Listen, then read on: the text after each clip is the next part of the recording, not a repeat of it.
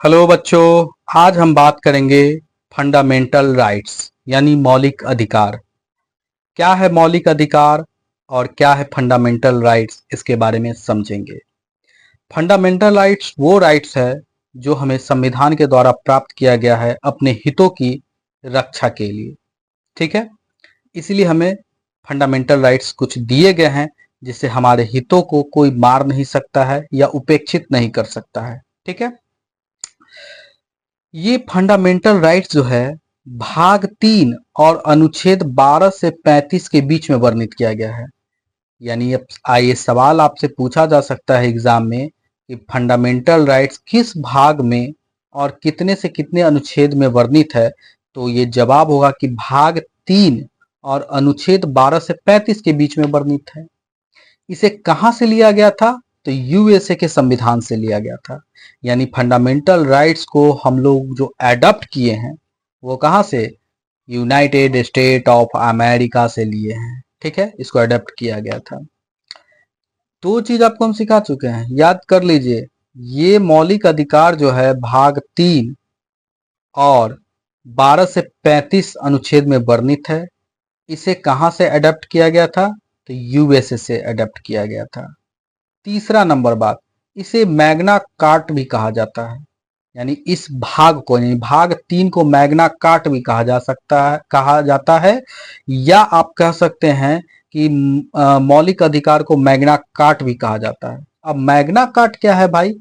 तो जैसे यूके में राजशाही के समय कुछ मजदूरों को विशेष अधिकार दिया गया था। उस विशेष अधिकार को मैग्ना कार्ट कहा जाता था। इसीलिए इसे भी मैग्ना कार्ट कहा जाता है, क्योंकि संविधान के द्वारा हम लोगों को कुछ विशेष अधिकार दिया गया है, इसलिए इसे मैग्ना कार्ट भी कहते हैं। तो तीन चीज बच्चों मैंने आपको बता दिया कि मौलिक अधिकार जो है ये भाग 3 और 12 से 35 अनुच्छेद के बीच में वर्णित है। दूसरा मैंने बताया कि ये यूएसए से अडॉप्ट किया गया है, इसे मैग्ना कार्ट कहा जाता है। ये सवाल आ सकता है। आगे बात करते हैं कि शुरू शुरू में हमें 7 मौलिक अधिकार दिए गए थे, लेकिन वर्तमान में हम लोगों को मात्र 6 मौलिक अधिकार प्राप्त हैं।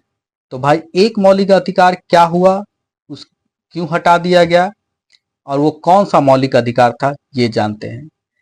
संपत्ति का अधिकार, ये जो मौलिक अधिकार था इसे 44वें संविधान संशोधन 1978 के द्वारा मतलब मौलिक अधिकार से अलग करके अनुच्छेद 300A के तहत कानूनी अधिकार में बदल दिया गया। यानी कि हम लोगों के पास शुरुआत में यानी संविधान के प्रारंभ में 7 मौलिक अधिकार दिए गए थे, जिसमें से एक मौलिक अधिकार संपत्ति के अधिकार को कानूनी अधिकार में बदल दिया गया। कब बदला गया? तो 44वें संविधान संशोधन 1978 में। और किस अनुच्छेद के तहत इसको कानूनी अधिकार में बदला गया? तो अनुच्छेद 300A के तहत इसको कानूनी अधिकार में बदला गया।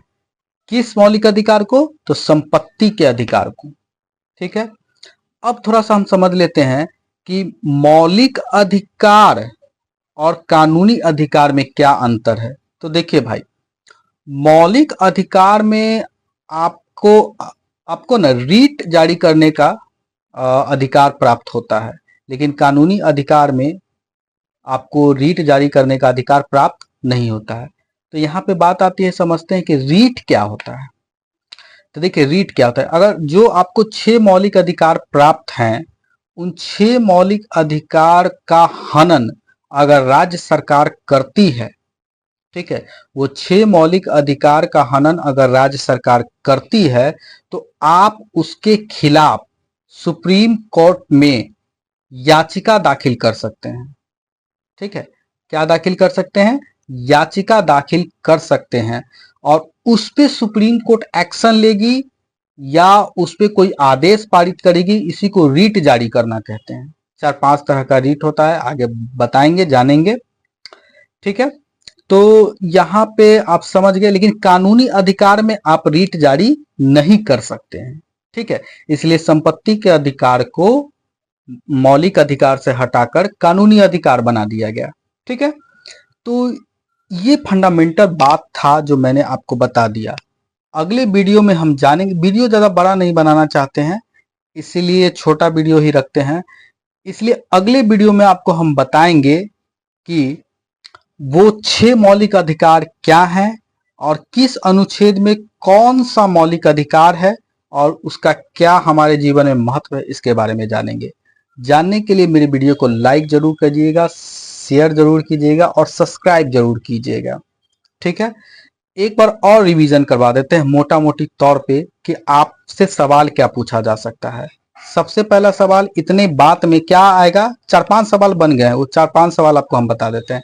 पहला सवाल तो ये बन गया कि फंडामेंटल राइट्स जो है वो किस भाग और किस अनुच्छेद में वर्णित है। तो भाग 3 और 12 से 35 अनुच्छेद में वर्णित, भाग 3 और 12 से 35 अनुच्छेद के बीच वर्णित है, ठीक है। भाग 3 इसे कहां से अडॉप्ट किया गया था मौलिक अधिकार को, तो यूएसए के संविधान से।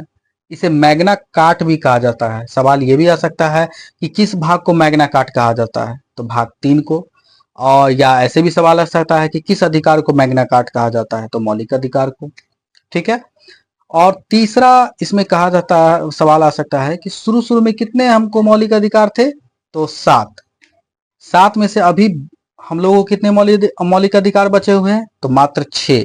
किस मौलिक अधिकार को हटा दिया गया, तो संपत्ति के अधिकार को। इसको किस में डाल दिया गया, तो कानूनी अधिकार में डाल दिया गया।